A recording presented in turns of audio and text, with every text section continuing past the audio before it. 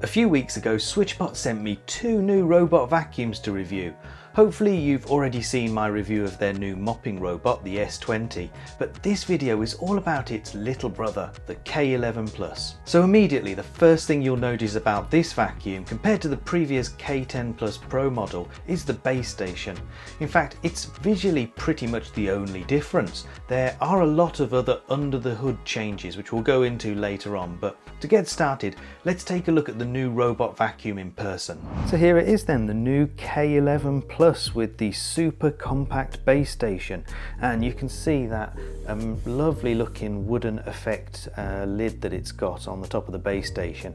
I really like that. It works pretty well in my living room here because you can see I've got wooden floors and wooden cupboard there. I do like my wood. Well, that sounds wrong. That comes straight off like this. I do wish this had got a hinge on it, but you can't have everything, I suppose. But underneath you've got the mopping pad attachment. That's what you attach a wet wipe around, but let's be honest, you're not going to use this for mopping at all. Let me just put the lid back on. And here it is compared to the older K10 Plus Pro, and you can see it's a lot shorter. If I do that, you can see height difference. There is a big height difference, and from the top you can see the old one sticks out a lot further, so there is a big size difference there. But if I open the lid here, they both have the same, oh, I've got to open this, no hinge. Right, they both got the same 4 litre of capacity, which I think is 90 days worth of dust capacity. So you only need 4 of these bags a year. So the new robot physically is almost identical to the old K10 Plus Pro. There is really not a lot in it looks wise. They're really almost identical. So I've got the old one and the new one side by side here, and if I take these covers off, you can see there is pretty much no difference at all between the two of them. In fact, the only difference I can see from this angle is that this one says K11 Plus just there, and that one says K10 Plus Pro just there. I'm not sure if the words are showing up on the camera. So there's one design decision on the new K11 Plus that I think is a bit backwards, and it's all to do with this little bumper here on the front. Let me just put this up close. Listen to this. Can you hear that clicking? For comparison, here's the old one. I'm going to do the same clicking now. See, no clicking at all, just a sort of squeaky sound. So for some reason they've gone back to using those clicky switches that they had in the original K10 Plus, and I'm not sure why. Maybe there was a design problem with the silent switches.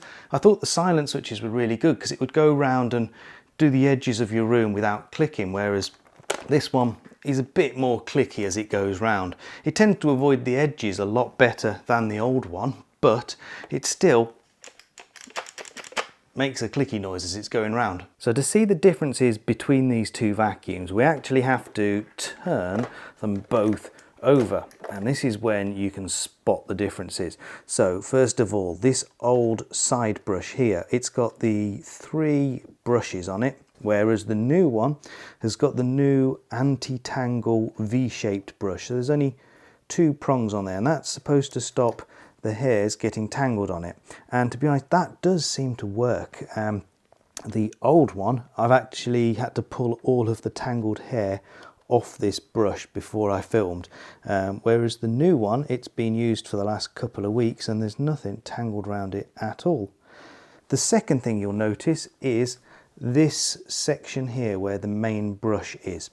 Now on the old one, it's kind of fixed in place. That's a solid plastic grip thing that holds the brush in place, whereas this new one is flexible, or not flexible, it's like sprung, and I think that helps it fit closer to the surface of the carpet to improve on the suction. And it's that increased suction here that really is the star of the show for the new features. They have doubled the suction power from 3000 pascals to 6000. That is about the same as their much larger S10 mopping robot, but in this tiny little robot vacuum. And I can't overstate just how much I love robot vacuums this size. They are just so much more practical in UK homes with limited space to keep things. With British homes generally being quite compact with floor space at a premium, a smaller robot vacuum makes a lot of sense. It can get between the chair legs under a table, which is very handy if you have messy younger children. It also means that the vacuum takes up a lot less space when stored away, and this new model, especially with its more compact base station, can be slotted in quite easily somewhere. I can easily squeeze the K11 Plus and its base station into this little gap here next to our piano in our dining room. But if you look at the much larger S20 that I have, it's had to go in a different part of the room and takes up a lot more space. You can't hide most robot vacuums away, but the K11 Plus is small enough for nearly any home. Now, we all know that the most important part of owning a robot vacuum is giving it a name. For this one, I needed a bit of assistance, so I enlisted the help of you guys, my viewers. I proposed 3 different names, but overwhelmingly you all voted to call this new guy Count Vacula.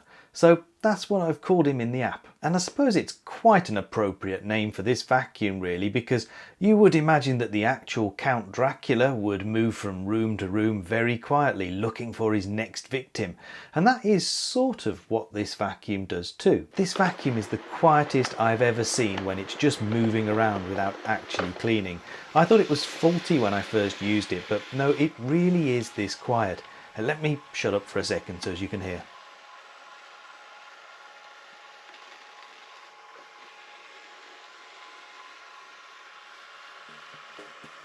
Now, I'm not going to do the ketchup test like I did with the S20. That was a stupid idea, and I'm still pulling dried ketchup out of that robot.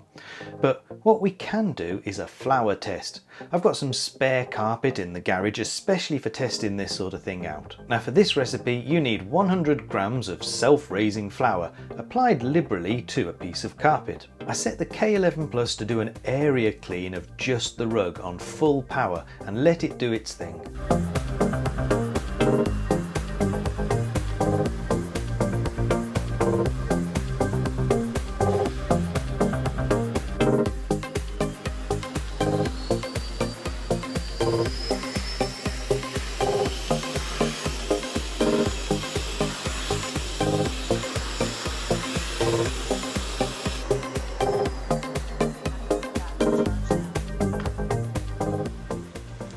Now, this test was never supposed to be a realistic task for this vacuum.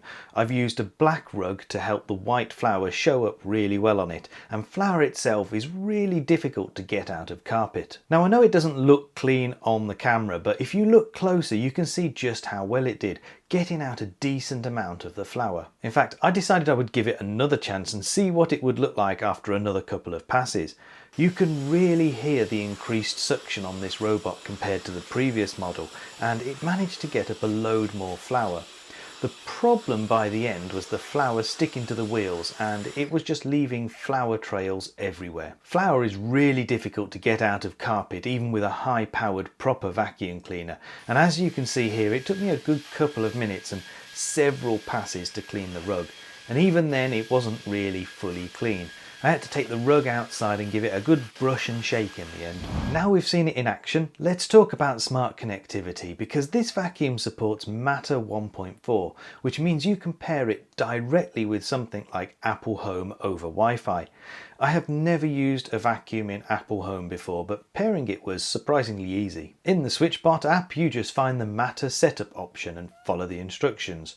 Once paired, in the Apple Home app you get a vacuum device that lets you choose the rooms you want to clean, and you can choose the vacuum suction power to use too.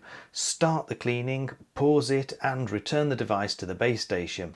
It even shows the live status on the tile. And it's normally at this point of the video that I say something like, and Home Assistant support will be coming soon, it doesn't work yet, the product is too new, blah blah blah blah blah. And in some ways that is true.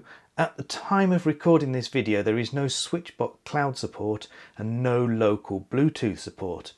But you can pair the vacuum directly with Home Assistant as a Matter device, and it really works with all of the features, not just a rubbish toggle button. You get a device with a proper vacuum entity that includes all of the controls you need.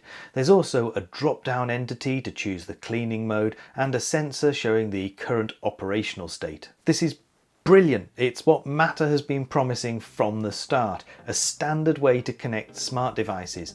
You need to use the Home Assistant app on your phone to do the pairing in the first place. You can't just use a web browser. And full disclosure here, Home Assistant threw up an error message during pairing, but it worked anyway, so I don't know what that error was all about. Anyway, as I said, vacuums this size are brilliant for UK homes, so if you are interested in getting one, then check out the affiliate links that I've put down in the description.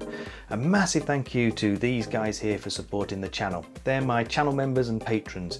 If you'd like to support the channel by becoming a member or a patron, then follow the links in the description. Lots of links in the description.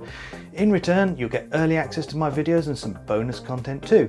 Don't forget to give the video a like and subscribe to my channel for free to see more from me. Thank you for watching. Goodbye.